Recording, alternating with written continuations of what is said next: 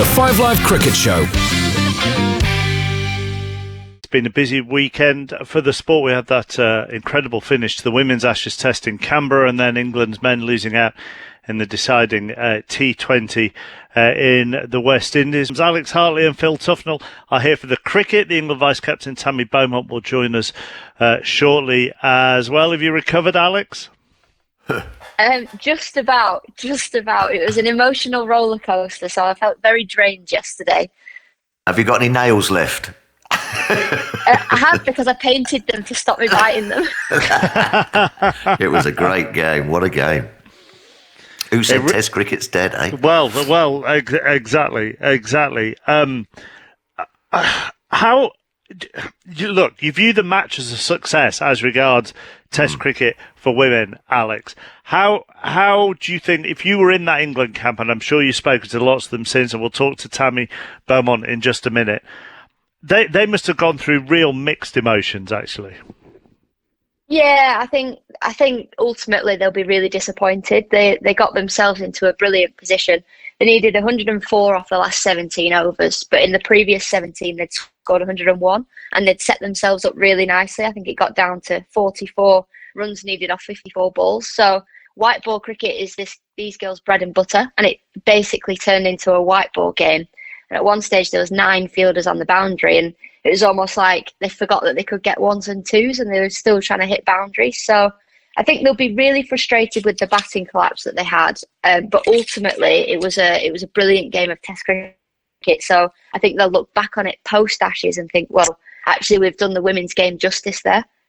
You can come in even closer than that, Phil, can't you? And actually say, 10 overs left. England were just 45 runs away.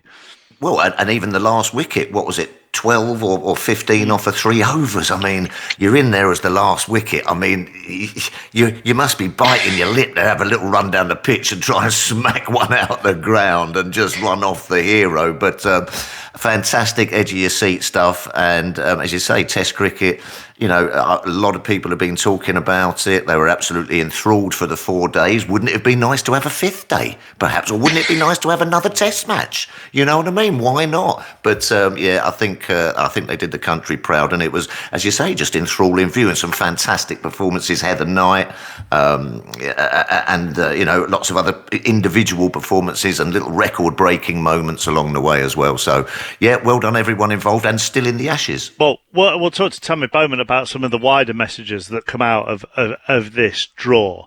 But Alex, certainly from the comments that Catherine Brunt has made, for example, as well, things now do have to change. The people that run the game. Well, this is novel in any sport, I'll be honest with you. But the people that run the game, strangely enough, have to listen to the people that are playing it.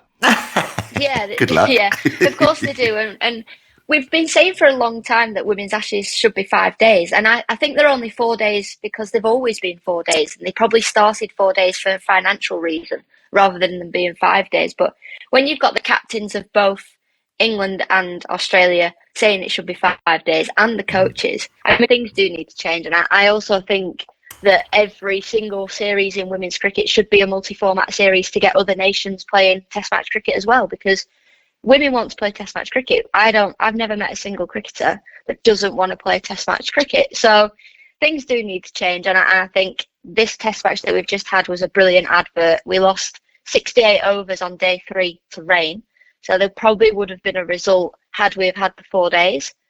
But it's just one of those. Was it a 5th day? There definitely would have been a result. Tuffers? Yeah, no. You were waving at me because I just remembered to turn my camera on my Zoom. Whereas I actually thought you were waving at me to make the next point following Alex's answer. Now I understand what you were doing. I was just saying hello to you, mate, as you popped up on my screen. I just thought I'd turn my camera off after the Monday Night Club, and I thought, I'll put it back on. I'm not quite sure why it's not 5 days, as Alex was saying there. It might be financial, or the hiring of the ground and what have you. But I mean, it doesn't seem any tough thing just to make it an extra day. I mean, if it's over in 4 days like the men's game, or over in 3 days, you just don't come back. You know what I mean? So I'm not quite sure the reason about that, but listen, the captains are saying, "Come on, let's play more Test cricket." All the women are saying, "Come on, let's play more Test cricket." We love the one dayers, we love the T20s. That's kind of the bread and butter, I think, of women's cricket. But the Test matches, everyone wants to play it. But do you think, Alex? Because I think this is really, particularly after this Test match and what it delivered. Do you think it then takes us on to the next discussion, not just about 5-day Test, but also about the multi-format series has been great, but actually, if you're looking at evolution, then actually you should be looking, shouldn't you, at a standalone Test series and standalone one days and standalone T20s eventually for the Ashes. I think. For women's cricket, we need to start with the multi-format in all nations. I think everybody should. So then everybody starts playing Test cricket. So South Africa, India, Pakistan, we all play Test cricket. And then if you want to make the Ashes different, play 2 or 3 Tests. So you have 3 ODIs, 3 T20s, 2 Tests, 3 Tests. There's no reason. Yes, it'll be a longer trip for the team, but we've seen it over the years where teams have gone away for 12 weeks at a time. So I don't see why, for an Ashes series, that would be a problem. And if you want to get more Test cricket, I mean, Meg Lanning's declaration, everyone was like, "Oh, it's too late." But then England, because they've played so much white ball cricket, they took it on, and because they'd just come out the T20s, and it just made a fantastic game. There's a stat knocking about or something that Ollie Robinson's played more Test cricket than I think. You know what I mean? In the space of 12 months or 6 months or however longer than the whole of the England women's cricket team. Is ridiculous. Let's bring Tammy Beaumont into the discussion with Alex. And fair evening, Tammy, or morning, Tammy. Good morning. Good evening. Morning. How do you view everything a couple of days on from the result? I think it was probably one of the best Test matches I've been involved in, and yet we were probably gutted to not come away with a win in the end after what an exceptional chase it was. So, yeah, really good advert for women's Test cricket, but on a team level, I think we maybe let that one go amiss. Yeah, Tammy Tuffers here. Well done, as you say. It was edge of the seat viewing. Just talk us through a little bit of the emotions in that dressing room and who was making the decisions to sort of like, it must have been a bit chaotic in there, wasn't it? Actually, it was incredibly calm. I think you've seen Heather Knight's brilliant in some pretty stressful situations. I think you saw that in the first innings where she played that incredible knock. So, no, it was very calm. Every break we were very clear what our role was. So myself and Lauren Winfield, we just asked, "What do you want us to do?" And they said, "Get to tee, but play with intent." So that's what we did. Yeah. And then after tee again, it was like, right, go out there, see off the new ball a bit more, but keep playing with intent, see if we can go at 4s. And messages kept coming out, and obviously then we'd lose a couple of wickets. But yeah, it was incredibly calm. I think whatever Nat Siver and Heather Knight are at the crease, you're never going to see any panic whatsoever. So yeah, it was a real roller coaster once you were out and watching and kind of not being able to influence anything. But everybody else was really calm until pretty much that Charlie Dean wicket, and Heather just said, "Yep, save it, Crossy, save the Test match." And didn't she do it well? Don't come back unless you save the Test. It always comes down to the number 11, doesn't it? Eh? Always does. Tam, rumour has it you got out just as Lisa sent a little message on saying up the run rate. Well, yeah, it wasn't the message wasn't up the run rate because I think we'd already been going at 5s and 6s anyway. But she said just go at 5s and 6s for the next 20 overs. So it was kind of don't take any risks. Keep playing the way you were playing. But yeah, obviously it was a great catch, and I'd rather get out playing the way I did than anything else. So you're in that change and room. Just on Crossy, she told me off the other day for not calling her an all-rounder. So she's not just a number 11; she's a batting all-rounder as well. Okay, yes, lower all the bat. In that change room afterwards, then who speaks first? Once you've all sat down and you've gone through the formalities and you have that first team chat, who takes the lead there? Is that Heather Knight? And what did she say to you as a group afterwards? So on this occasion, it was Lisa, our coach, and she spoke brilliantly. Actually, I think she said how proud of everyone she was and highlighted some of the exceptional performances. Not just Heather's 150 in the first innings, but Catherine Brunt getting 8 wickets across the Test match. And I think they just highlighted how those two just looked like they were born for Test match cricket. And it was just a case of picking people up. We were actually pretty flat after that. I think everyone felt like that was an opportunity to win a Test match, which I don't think we've really had in the last few years. So kind of the leadership group spoke. Heather then took it on and kind of just highlighted how close we'd come and how good it was. And that was kind of it, really. I guess the most important thing, and yes, you'll all be gutted and frustrated, but had you have gone for that win in that last 12 balls, I think a lot of people don't understand the context of the multi-format Ashes series. So you've kept the Ashes series alive by drawing the game and blocking out those last 12 balls. So did that give you the girls a bit of a lift in the dressing room post-game? It's funny you mentioned that, actually. So our partners and support people that have been out here in Australia have been composing songs for the whole 4 days, and they've been like our own little Barmy Army, even though there's only about 10 of them. But they came into the dressing room after about an hour after the game, and they'd composed one that was basically saying the Ashes are alive. Just a draw in the Test match keeps the Ashes alive. And I think that's when everyone kind of lifted their spirits, because you realise that, there's still a lot to play for. It's a bit tougher because we didn't win the game, but actually we're still in it and we still got a sniff. So, once we kind of realised that, it kind of gave us that lift.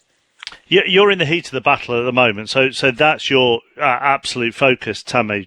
Completely understand that. But the discussion that we've just had here with Alex and Phil is then what happens actually as regards Test cricket within the women's game. So what's the next progression for you? Is it simply 5 days, or are there other things that can be done as well? Yeah, I think we need to play more Test matches. I think you can see, we've played 2 in the last 6 months, and actually we're now kind of understanding what we're supposed to doing it. So I think playing more obviously helps the standard of it. And once the standard's high and you're getting really exciting games, you want to have more games and more people want to watch. And I think 5 days is probably massively needed. I think you would have seen results in both the last 2 Test matches that I've played in. So, and particularly if you lose 2 sessions to rain, I think it really helps kind of change that around. So for me, 5 days is almost a non-negotiable anymore. And when you talk about, obviously you want to play more Test cricket, the England women teams want to play more Test cricket. When you talk to international cricketers from other countries, is that, let's put Australia to one side here and the Special Ashes relationship. When you talk to international cricketers from other countries, is there that appetite for Test cricket as well? Yeah, I think there really is. I think you can only have to look on Twitter to see the number of New Zealand players that were obviously awake because of the time zone that were tweeting about the game. And, they're obviously watching it. And a number of them have played for longer than I have and have never played a Test match. And they almost kind of envy that. They definitely want in on that. And you see India have got a real appetite for it now. They've obviously played against us in Australia. South Africa went to India and played a Test match a few years ago. So I think the players really want it, and it's just a case of the boards and the ICC kind of giving into it. Do you think, Alex, it needs it needs a specific program, though, doesn't it? I mean, probably eventually you would want the equivalent of the World Test Championship, although there are flaws with that. I appreciate that, but it can't be. You can't have an ad hoc test here and there, can you? I think that's where we've got to start, to have Test matches on the back of series. So if a team comes over and plays 5 ODIs, they stay for a Test match. Yeah. Or if they're playing 3 and 3, they stay for a Test match. And from there, you build. The girls at the minute, we don't play domestic red ball cricket. So every time you pull on your whites for your country, you're learning how to play Test match cricket on the job. And I think from England and Australia, the way that Test match turned out, you can tell that they've played a little bit more than they usually do.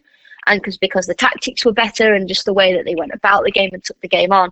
But when you then come to play, let's just say South Africa or Pakistan, they've not played for a very long time. They'll be learning on the job. So stick a Test match series on the back of a series and then see what happens. It's going to have to be in the next 10 years.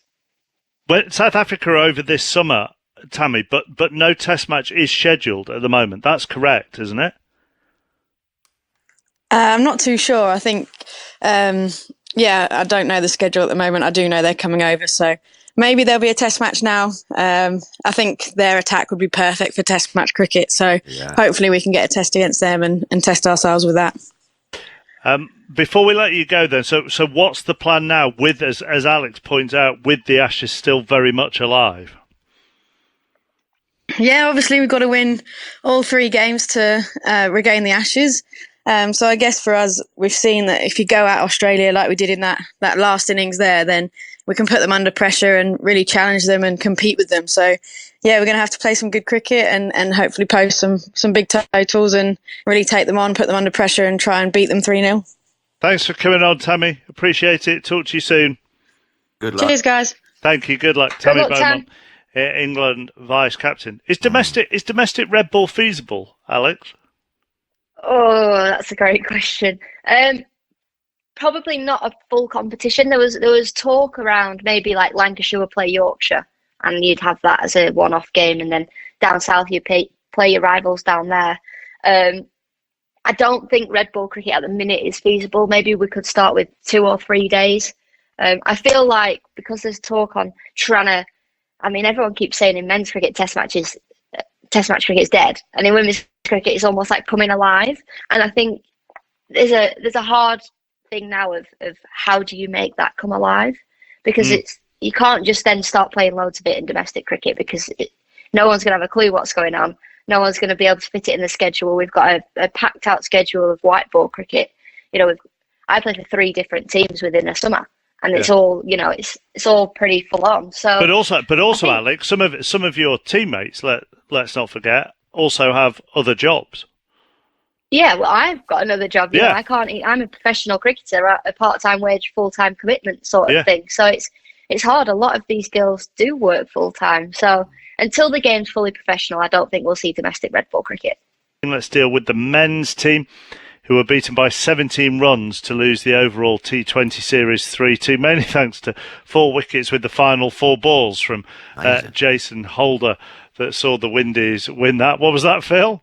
Well, 4 in 4. I mean, wow. You know what I mean? I know T20 sort of lends itself that you've got to go for every ball, but 4 in 4 is, I think it's the first time it's ever happened, hasn't it? It's been a good series. I thoroughly enjoyed it, actually. I'm not going to call it a second team for England over there. I mean, there's a few big guns that aren't there, the likes of Buttler, Wokes, Bairstow and Wood and these guys. Jofra Archer, obviously, probably going to be an automatic choice, isn't he, when he comes back fully fit?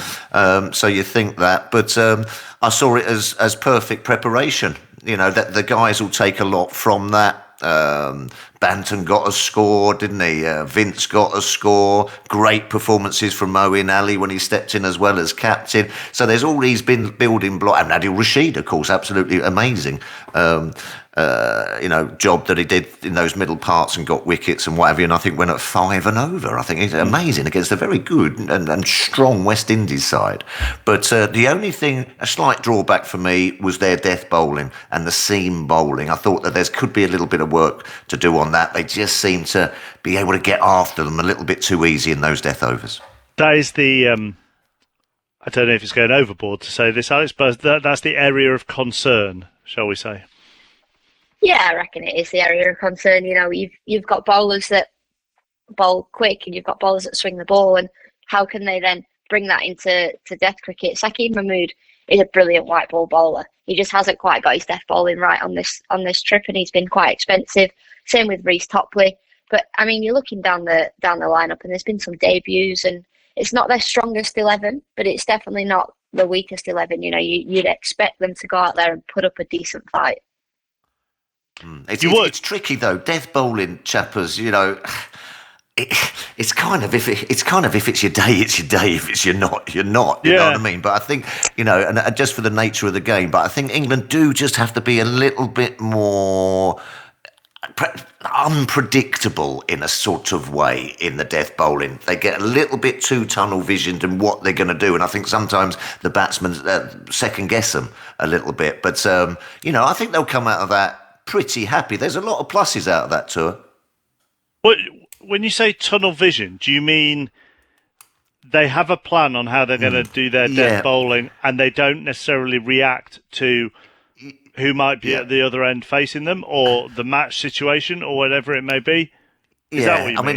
I know, and Alex will know. When you're a spin bowler, you've got to be. You're kind of trying to second guess all the time. I think it's very, very difficult when there's big guys out there. The boundaries are in close, and it's a flat pitch and it's a slow pitch, and it's a difficult trick to do. It's death bowling, but sometimes I think that they just set themselves up a little bit, that they can be second guessed a little bit more sort of, as you say, unpredictability. But then what comes with that is that then if you miss by an inch, you're gone as well. So it is very difficult, but it is something that Eoin Morgan, who loves to absolutely get everything, leave no stone unturned, he will be in there with his guys, with the coaches, thinking that this is what we've got to work on if we're going to win this T20 World Cup.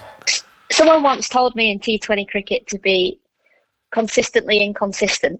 So that you're not just putting the ball on the same place the whole time.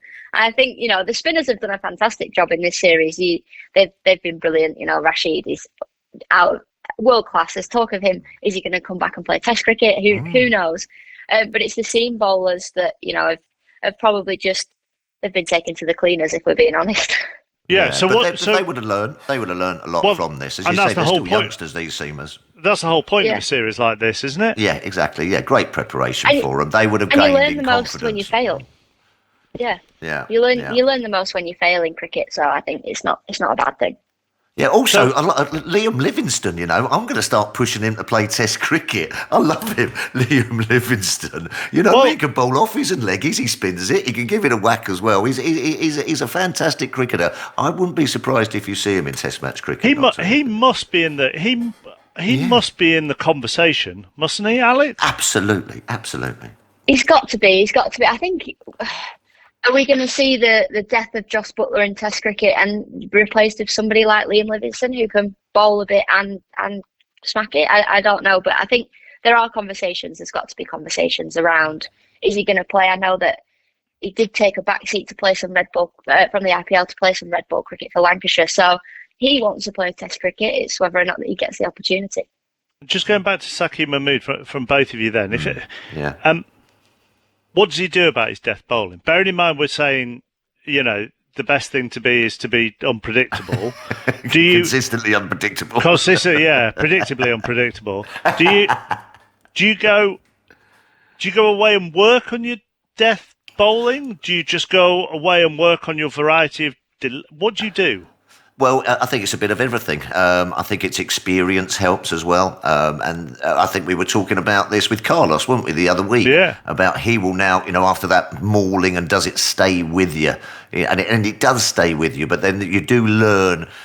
And it takes a little bit of time to get experience, obviously, but then it's just about game situation and now. So obviously you go away and you try and get new deliveries and, you work at your skills and what have you. But then also it's about taking little nuggets of information. I bet his time with the Thunder would have helped him a lot as well. You've got to start talking to these guys who have done it and you pick their brains all the time.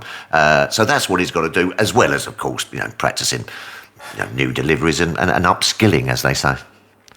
Alex?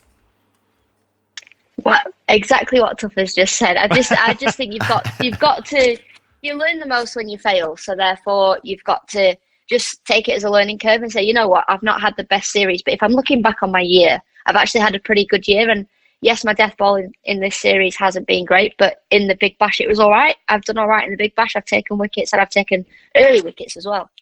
One thing you mustn't do is lose that confidence.